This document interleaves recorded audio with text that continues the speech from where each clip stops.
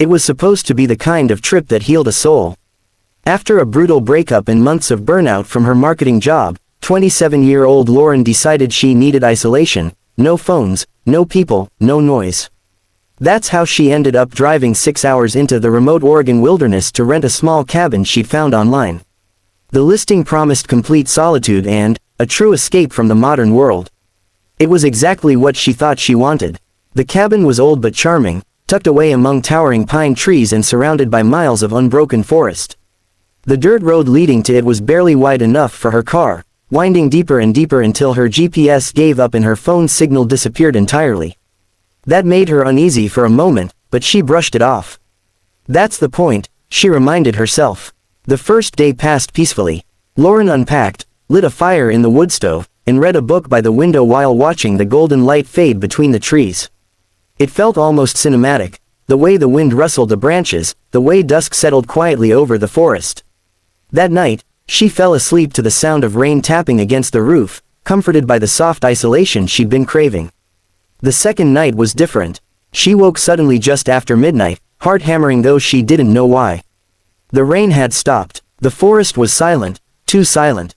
That's when she heard it, a faint scratching sound at the back door. It was subtle at first, like a tree branch brushing against the wood. But then it happened again. And again, slow, deliberate, like fingernails. Lauren sat up in bed, straining to listen. Her first thought was that it had to be an animal, a raccoon, maybe, or a stray dog. But then, clear as day, there came a knock. 3 slow, heavy knocks. Knock, knock, knock. She froze. No one knew she was here. She hadn't seen another person in miles since leaving the main road. Her phone had no signal, and there was no landline in the cabin. Slowly, she slid out of bed and tiptoed to the small kitchen window that overlooked the back porch. The darkness outside was thick and impenetrable, her reflection staring back at her from the glass. She squinted, trying to catch a glimpse of movement. Nothing. The knocking didn't come again, but for the next hour, Lauren sat awake in bed, gripping the flashlight she kept by her side. Every sound, a creak of the old wooden floorboards, the distant snap of a branch, made her heart skip. When dawn finally crept through the trees, she felt foolish for having been so scared. That was until she stepped outside. The damp ground around the cabin was crisscrossed with footprints. They circled the structure over and over, weaving close to the windows, then drifting away into the trees. They weren't animal prints, they were unmistakably human. And some were fresh, the edges still sharp in the mud. But what unsettled Lauren most was that some prints looked older, weathered by rain. Whoever had been there, had been coming back. She considered packing up and leaving then and there, but a stubborn part of her didn't want fear to ruin the trip. Maybe it was a lost hiker or a hunter passing through. Maybe they had left. She spent the day reading and hiking near the cabin, though she found herself glancing over her shoulder more than once. That night, as darkness swallowed the forest again, she tried to convince herself she'd imagined it. She locked every door and window and climbed into bed early. The scratching returned just after 1 a.m. Louder this time, not at the door, at her bedroom window. Then came the slow footsteps circling the cabin. Once, twice, then stopping beneath her window. Lauren held her breath. Silence stretched for what felt like hours. Then, from somewhere outside, a voice whispered, faint but unmistakable.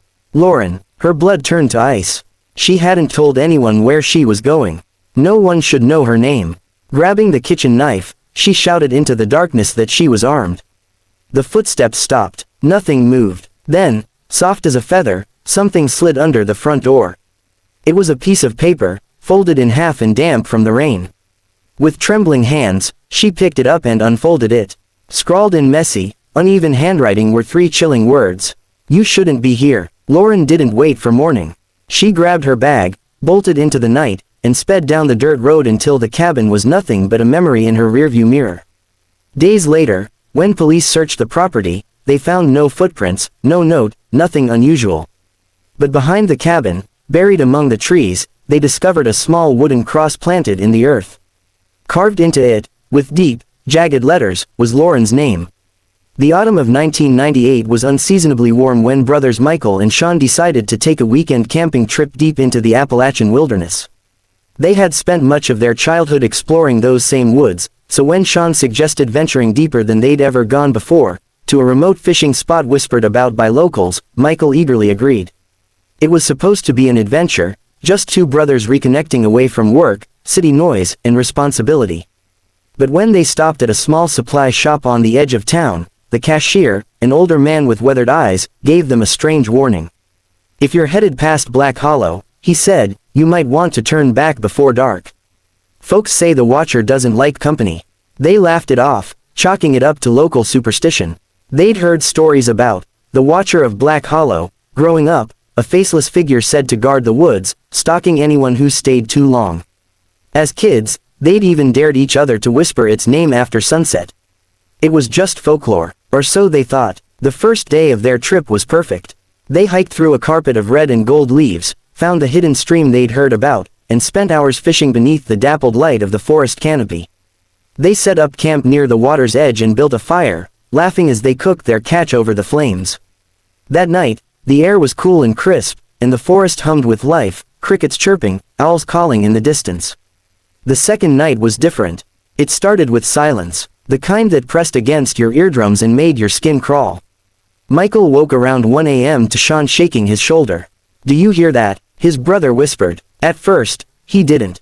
But then it came, slow, deliberate footsteps crunching over fallen leaves.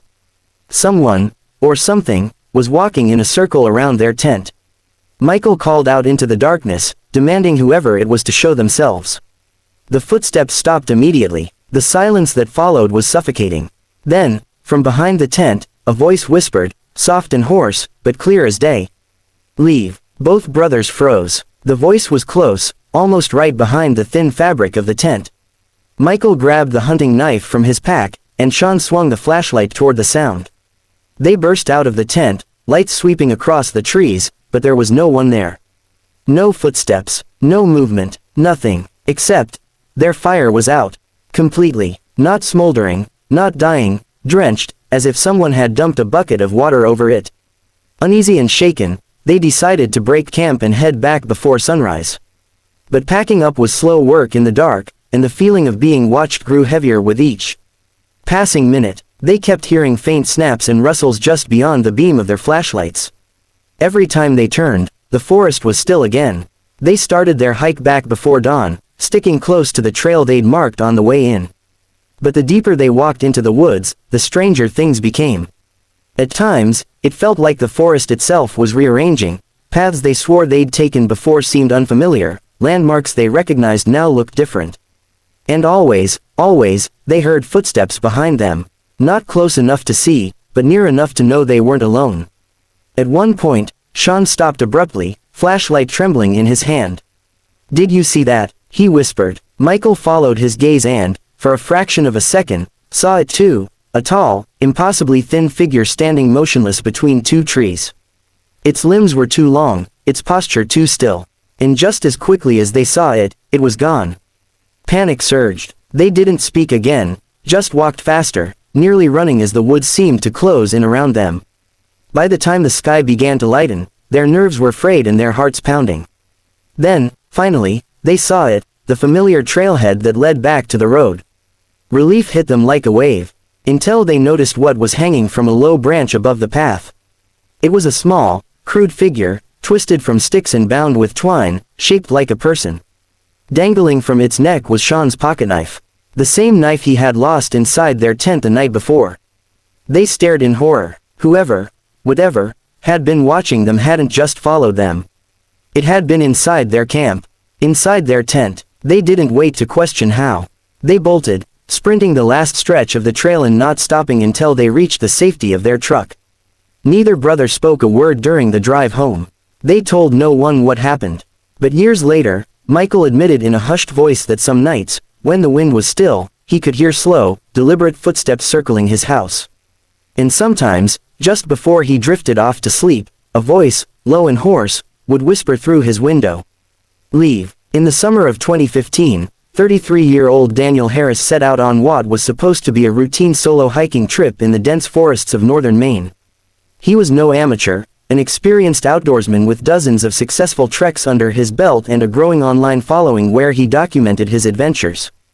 Daniel prided himself on pushing deeper into wilderness than most people dared, capturing untouched landscapes and hidden trails. This time, however, his journey would never make it to the internet. Daniel parked his truck at a remote trailhead on a cool August morning, leaving a note with his expected return date, 5 days later.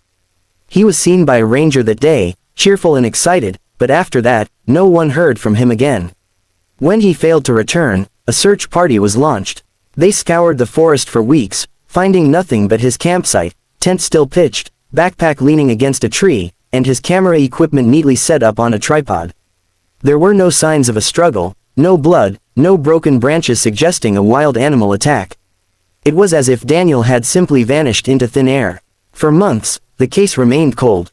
Then, a hunter stumbled upon a narrow cave hidden behind a curtain of vines nearly 5 miles from Daniel's campsite. Inside, authorities discovered a single item resting on a flat rock, Daniel's camera. The SD card was still inside. Investigators watched the footage in a small, dimly lit room, and what they saw disturbed them deeply. The early clips were exactly what you'd expect, Daniel laughing into the lens, talking about the beauty of the forest, showing his route on a map. "No signal out here," he joked in one video, "so if you're watching this, either I'm back, or you found this after I wasn't." He laughed at his own morbid humor. But as the days went on, the tone changed. In one clip, filmed on the 3rd day, Daniel looked unsettled. "I feel like I'm not alone out here," he whispered into the camera. "I know that sounds crazy, but I keep hearing footsteps at night, slow, heavy ones. I thought it was a deer, but deer don't stop and just stand there for hours." He turned the camera toward the treeline. "Nothing but darkness. I swear I saw someone watching me last night," he added. "Too tall to be an animal. But when I shined the light, it was gone." The next few clips showed Daniel growing more paranoid. He began filming short, frantic updates. "It's not animals. I heard breathing outside the tent. I yelled, nothing, but when I checked, my gear had been moved." In another, he held up a small, crudely carved wooden figurine he said he found hanging from a branch above his campsite. "This wasn't here before," he whispered, glancing over his shoulder. "Someone's messing with me." Then came the final video, one that investigators replayed dozens of times, each viewing more unsettling than the last. It begins with Daniel's face illuminated by the faint glow of a flashlight. He looks terrified. "They're outside," he whispers, voice trembling. "I can hear them moving. They've been circling the tent for hours. They whisper sometimes, but I can't understand the words." A noise cuts through the silence, a sharp, heavy rustling just beyond the camera's reach. Daniel spins toward the sound. "Who's there?" he shouts, but the only response is more rustling, closer now. The camera jerks wildly as Daniel bolts into the woods, panting heavily as branches whip against the lens. "I have to get out, I have to." His voice cuts off in a strangled cry. Then he stops. The camera tumbles to the ground, landing on its side. For several seconds, nothing moves. Only Daniel's ragged breathing can be heard. Then, faintly, another sound, breathing, but not his. Slow, calm, deliberate. And then it steps into view. Bare, filthy feet, long, emaciated legs. The figure bends down slowly, unnaturally, until its face hovers just above the lens. Pale, expressionless, eyes so dark they look hollow. It tilts its head as if studying the camera, or the viewer, and then, without warning, the screen goes black. That was the last anyone saw of Daniel Harris. The footage remains locked away in evidence, and the case is still officially open, though no trace of him has ever been found. Experienced search teams combed every inch of the forest, but there was nothing, no body, no clothing, no sign he was ever there. And yet, hikers who wander too deep into those woods still report unsettling encounters. They speak of a gaunt, silent figure watching from the shadows, of distant, labored breathing that follows them as they walk. Some even claim to hear frantic footsteps running deeper into the forest, footsteps that sound eerily human, as if someone is still trying to escape. Some believe it's Daniel, others think it's the thing that took him. Either way, one truth remains: in the deepest part of that main forest, something watches, and it doesn't let people leave.